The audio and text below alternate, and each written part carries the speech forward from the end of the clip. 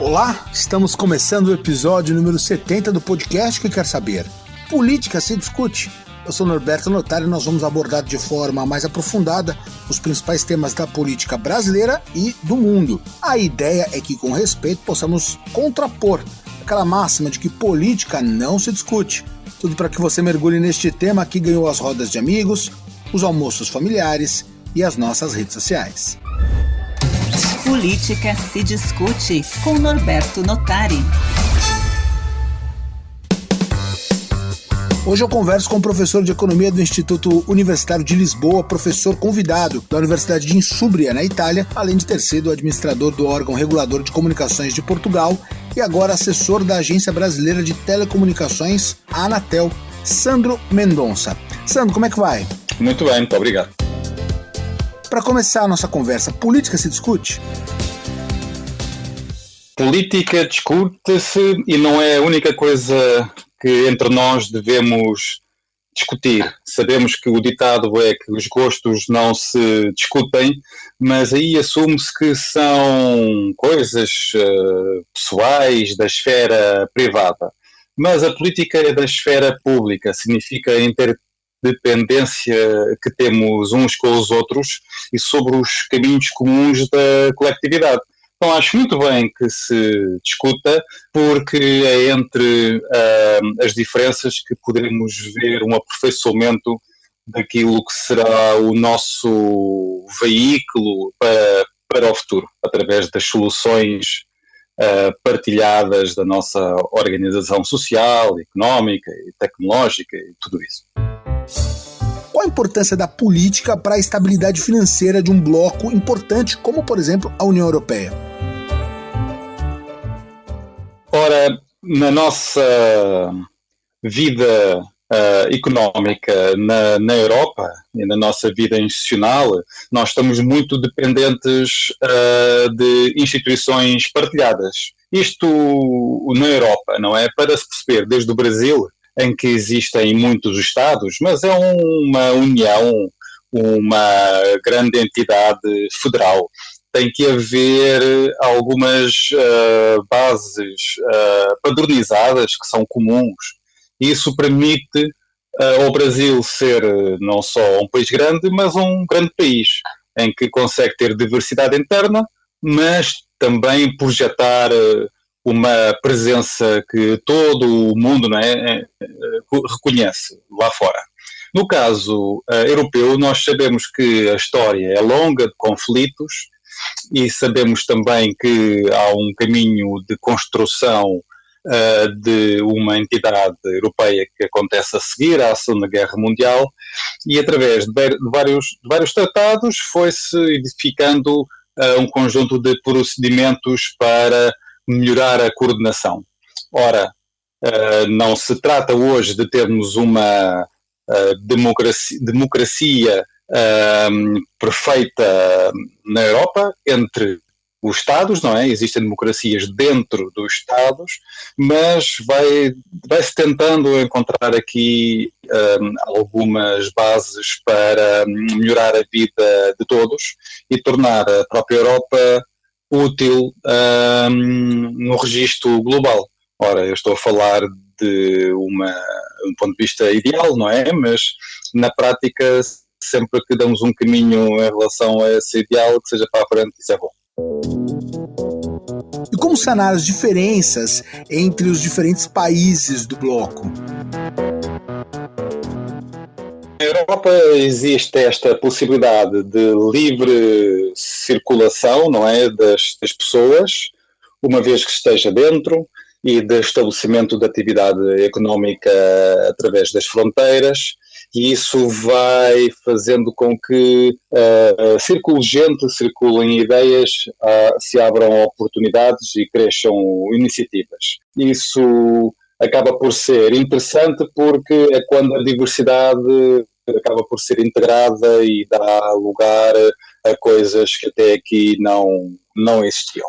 Ora, o que é que isso faz? Isso faz com que os países se integrem dentro da Europa, uns com os outros, mas pode criar riscos de que estes países agora começam a olhar muito para os seus vizinhos europeus e esqueçam a sua relação com o mundo. Agora, aqui, países como Portugal, até países como a Espanha, o que é que têm insistido? Têm insistido que a Europa deve criar pontes com regiões com as quais tem muita compatibilidade. Compatibilidade cultural, de mentalidades, linguística. Portanto, graças a países como Portugal, e não são assim tantos, tem havido esforços para uma parceria com a Mercosul. Sabemos que isso é uma iniciativa que esteja ainda por concretizar, não é? Mas também sabemos que a relação entre a Europa e a África também tem sido um objetivo de países como Portugal. Portanto, é muito curioso que a integração interna deste continente que chamamos Europa aconteça, mas muitas vezes a custo, diremos assim, de parcerias com a América Latina ou com a África. É também curioso que, ao mesmo tempo, cresçam as interdependências com os Estados Unidos da América. E isso é um empobrecimento, porque na Europa existem várias vozes, várias matrizes culturais, e a Europa, pelo menos da maneira como eu a entendo, como uma base cosmopolita de povos, não é? Ela deve beneficiar muito daquilo que são as inspirações latino-americanas e africanas. E isso é um projeto ainda por concretizar.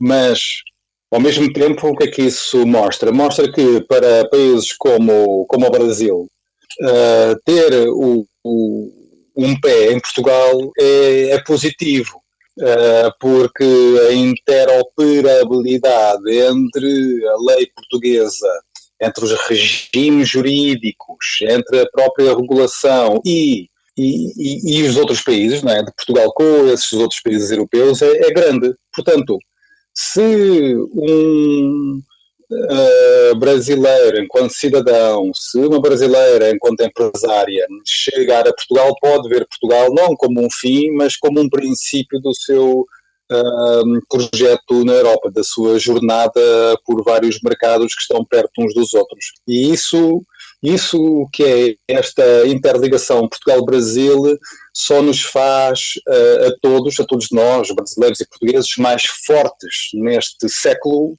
tão complexo e incerto. A nossa ligação comum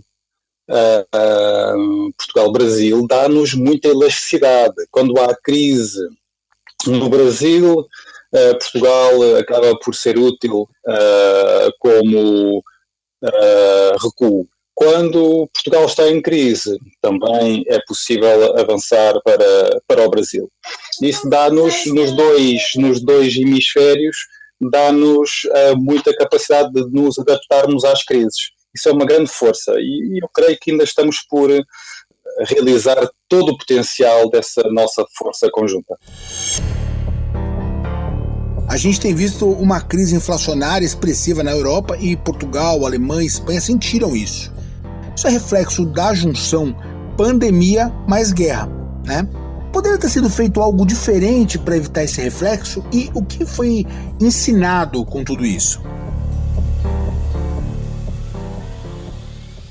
Ora, toda a onda inflacionária na Europa vem, sim, dessa combinação surpreendente entre pandemia e guerra na Ucrânia. O que é que acontece aqui? Nós temos que, quando há saída da pandemia, toda a demanda aumenta, mas as cadeias de insumos não estão preparadas para responder. Isso criou um grande constrangimento e, portanto, os preços começaram a subir. E depois, com o impacto da guerra na Ucrânia, que no fundo é um conflito internacionalizado que atinge setores de grande incidência a montante da cadeia de valor, como a energia, aumentou muito a pressão nos preços do gás e das matérias-primas. Em primeiro lugar, é importante perceber que a gestão de conflitos deve ser melhorada. A gestão de conflitos na Europa. Isso significa que a Europa não é um ator global e agora percebe-se que nem ator regional é, porque no seu cinturão nem conseguiu preparar-se nem desativar aquilo que foi a eclosão de uma grande crise geopolítica no seu próprio território geográfico. Depois, as estruturas de decisão na Europa não conseguem estar aptas a rapidamente encontrar as melhores respostas para os desafios. Vejamos que o Banco Central Europeu foi tarde e a más horas na onda de, vamos controlar a inflação aumentando a taxa de juro, aumentando a taxa de juro, isso faz com que seja mais difícil ir buscar dinheiro aos bancos para ir à economia e gastá-lo, portanto isso seca a demanda, não é? Mas por outro lado tem um conjunto de efeitos nefastos que são muito óbvios, porque a postura agressivamente ortodoxa do Banco Central Europeu, em que olha apenas para a taxa de juro como um mecanismo para regular a temperatura da economia, esqueceu que, na prática, estava a dar um grande apoio a um só setor, privilegiado nisto tudo. Que a gente já sabia que a energia estava a gerar muitos lucros na economia, apesar de toda aquela ideia de que isto é uma crise para todos. Não, o setor energético ganhou com a crise. Vejamos os lucros das grandes petrolíferas ou do setor de gás norte-americano, por exemplo, mas agora também há outro setor que artificialmente é impulsionado pela alta da taxa de juro, porque os bancos em cada país não foram remunerar a taxa de juro dos depósitos, mas se a gente vai, como cidadão ou empresário, pedir dinheiro para abrir uma empresa, para investir em maquinaria, aí explodiu o custo de ir a contrair esse empréstimo. Ou seja, este diferencial das taxas de juro aumentou a benefício dos bancos, o que gerou um recorde abrupto, não visto ainda, de lucros, não é? Dessa enorme rentabilidade, nessa espiral de bem-estar nesse setor, à medida que há uma crise de habitação na Europa, sobretudo na Europa do Sul, em países como Portugal, em que as rendas aumentam muito, em que a propriedade imobiliária também vai atingindo valores até hoje inimagináveis e, portanto, estamos com isto a perceber que a governança económica na Europa é muito imperfeita, muitas vezes apenas partidária de visões lineares e não capaz de aprender com os seus próprios erros. Portanto, vemos que até hoje o Banco Central Europeu não se arrepende de ter aumentado as taxas de juros, como vai dando os seus sinais de isolamento em relação àquilo que é a própria inflação estar a abrandar, mas não as ferramentas que ainda vai usando. Você falou antes da parceria União Europeia e Mercosul, objeto de desejo do presidente Lula. O senhor acha que isso pode sair? E a gente tem visto uma resistência por parte do presidente francês Emmanuel Macron. Qual a importância que teria esse acordo para a Europa? Dentro da Europa existem interesses contraditórios, divergentes. Por exemplo, um país como a França, que tem uma grande base agrícola, tem dificuldade em desenvolver e apoiar uma parceria com o Mercosul, porque sofre ali de um medo do impacto que teria o grande agronegócio brasileiro, argentino, chileno, nos seus interesses. E aí percebe-se que um país como a França ainda tem muito poder dentro da Europa. No caso da Alemanha estaria mais relaxada porque os seus nichos do setor primário colidem menos com aquilo que são as forças dos grandes países da Mercosul. Mas eu acho, novamente, que a postura da administração Lula em relação às parcerias internacionais é muito inteligente, porque se é o presidente Lula a reativar a ideia de que vamos a isso, vamos embora, vamos fazer aqui uma parceria ganha-ganha, a União Europeia e Mercosul, isso acaba por pôr no campo europeu o ónus de estar ao nível ou não dessa diplomacia económica, que é algo inteligente. Novamente, o presidente Lula, na sua estratégia de entendimentos com outro grande país, que é a China, isso mostra a iniciativa da administração brasileira, quando também é capaz de olhar novamente para os países africanos. Isso mostra que o Brasil está de volta a uma disponibilidade de engajamento com os outros países. Tal postura só pode dar força a um Brasil que não pode ficar dependente do seu próprio mercado interno apenas, não pode ficar dependente dos Estados Unidos, não pode ficar dependente da China, deve diversificar o seu portfólio de relacionamentos. Portanto, eu acredito muito mais numa visão estratégica de um país como o Brasil do que numa Europa que vai muitas vezes torpedeando o seu próprio melhor interesse comum. Sandro, um estudo do Itamaraty mostrou que Portugal é o segundo país mais procurado pelos brasileiros para imigrar, e isso deve continuar aumentando. Aumentou muito nos últimos anos. Como é que o país se prepara para receber mais pessoas? Ora, Portugal vai tendo uma política de inclusão e vai tendo uma política de ir abrindo as suas instituições aos vários imigrantes que chegam. Portanto, Portugal até agora tem conseguido absorver imigração brasileira. Claro, essa imigração é diferente do que se passava há 20 anos ou há 10 anos atrás. Mesmo só comparando há 5 anos atrás, era possível uma família chegar e comprar uma casa, um apartamento por cerca de 150 mil euros, mas hoje em dia essa família, ao chegar a Portugal, pode ter que deparar-se com 3 vezes esse preço. Ou a mesma coisa para alguém que chega e precisa de arrendar uma casa, acaba por gastar todo o seu salário na casa e não conseguir criar poupanças que possa repatriar para a sua família, caso ainda esteja no Brasil. Portanto, não podemos pensar que Portugal é um oásis, não.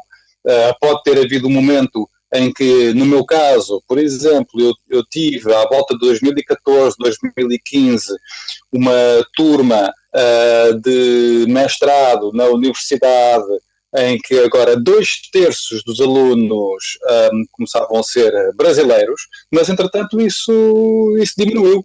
Isso diminuiu consideravelmente. Esses alunos brasileiros vinham não só para estudar, mas vinham tentar encontrar aqui oportunidades. E nós vimos que boa parte desses alunos eram técnicos, altamente especializados, de excelentes universidades brasileiras, já com alguma experiência profissional, mas se ao início eles estavam desencantados com aquilo que parecia ser um ataque a governos do PT, não é? Depois começaram a ser alunos que estavam desencantados com o próprio governo Bolsonaro. E isso acontece agora que a parte da imigração para Portugal eram não apenas trabalhadores, mas também elites ricas vindas do Brasil, que no Brasil estavam a dizer que não queriam estar num país gerido por comunistas, bom, mas chegam a Portugal e o governo é de esquerda, o governo é socialista, este mesmo governo tem entendimentos com o Partido Comunista, com outras forças de esquerda, e não podem ser assim tão contraditórios. O Brasil deve ser respeitado, sobretudo pelos próprios brasileiros. E quando os brasileiros chegam a Portugal, têm que entender que os seus preconceitos não são válidos aqui. E esse choque muitas vezes não é entendido pelos próprios cidadãos brasileiros, que muitas vezes até discriminam mais até os próprios brasileiros aqui do que os próprios portugueses que recebem tanto influxo discriminam os brasileiros.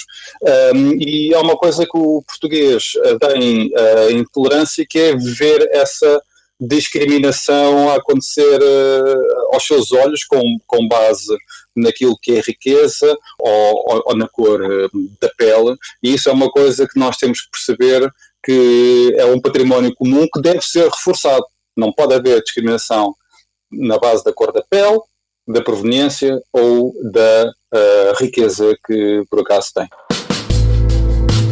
Professor Sandro Mendonça, a Itália recentemente taxou os lucros do banco em 40%.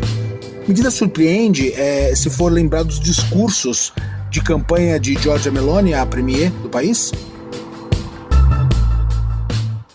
O caso da Itália é um caso interessante porque vai muitas vezes ser uma amostra da enorme capacidade da política europeia surpreender o analista, o observador, não é? Nós temos aqui um governo na Itália que puxa mais à direita, não é? Tem até franjas radicais na composição do governo, mas nós vemos a primeira-ministra italiana, Giorgia Meloni, a criticar frontalmente o presidente francês, Emmanuel Macron, atirando para ele críticas que a sua atitude é colonialista em relação à África, por exemplo. Ou nós vemos que, muito recentemente, decidiu olhar para os lucros galopantes da banca italiana e perceber, olha, isto aqui é injusto, vamos aplicar uma taxa para corrigir esta grande distorção que há naquilo que é as receitas na economia. Vamos redistribuir isto, vamos pegar naquilo que são as receitas desse imposto e transferir para os clientes bancários mais jovens e mais desprotegidos, o que parece ser uma medida popular. Mas uma medida popular pró-população não pode ser etiquetada só assim como sendo populista. Hoje em dia diz-se que governos como o italiano é populista, ou outros são populistas, mas a palavra populista não pode ser atirada para cima de tudo como se fosse uma etiqueta que fosse colar logo. Não, ela muitas vezes está a ser mal aplicada e não pode ser uma espécie de insulto para todos os governos que decidem ter uma linha de atuação diferente daquilo que é a linha dominante. E essa linha dominante é tipicamente muito respeitadora dos interesses da alta finança, do estabelecimento de mercado livre em indústrias que os monopólios são muito grandes, etc. Portanto, não é tanto assim. Até porque um governo centro-esquerda como o espanhol também tinha aplicado uma taxa sobre lucros extraordinários. Portanto, o governo italiano é um governo que tem as suas características, que certamente terá tentado fazer uma política de acordo com as circunstâncias nacionais, e é difícil classificar como radical nesta matéria em particular, não é? É claro que todo o governo pode ter uma política interessante, tal como um relógio parado pelo menos 2 vezes por dia acerta na hora, não é? Portanto, sim, é um país bastante estranho que acaba por funcionar independentemente dos vários governos que têm passado lá por Roma. Professor Sandro, eu queria que o senhor trouxesse para nós a sua dica de leitura. O que você quer partilhar com os nossos ouvintes? Olha, eu gostava de realmente alertar para a publicação muito recente de um livro, que é um livro sobre um tema, eu lamento, muito técnico. É um tema que afeta toda a nossa vida, mas a maior parte das vezes nós não vemos. É um livro que acaba de sair pela editora Fórum, no Brasil, que se chama Agências Reguladoras. E diz aqui, como subtítulo, da organização administrativa piramidal à governança em rede. O que é que eu quero dizer com isto? Existe aqui uma área que nós às vezes não pensamos, que é existem indústrias que são de bens e serviços essenciais, como as telecomunicações, como a energia, como os transportes, como a distribuição de águas, como a gestão de resíduos. Tudo isto são grandes serviços essenciais. E eles têm tido uma atuação dos últimos 30 anos para cá, por parte de agências especializadas que são autónomas na sua gestão, que são estas agências reguladoras. E no Brasil existem agências reguladoras de calibre mundial, de uma qualidade transcendente, realmente muito competentes, com servidores extremamente conscienciosos, muito focados enquanto equipe naquilo que é a missão pública.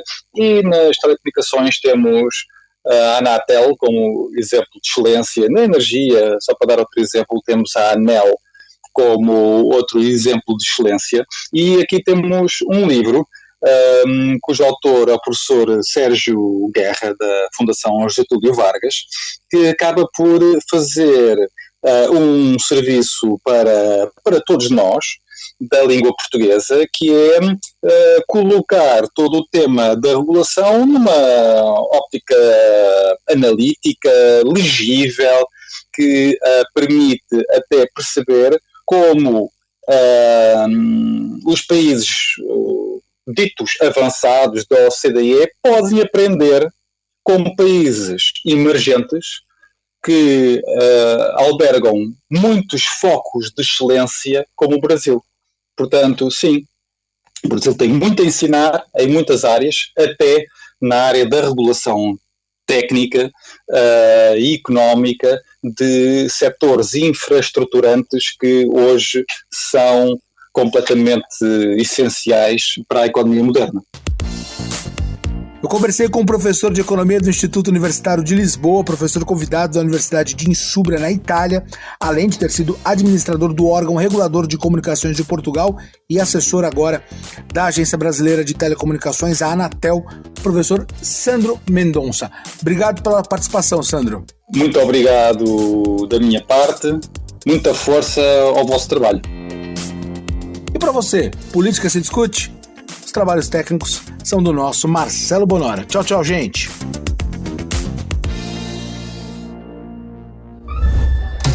Política se discute com Norberto Notari.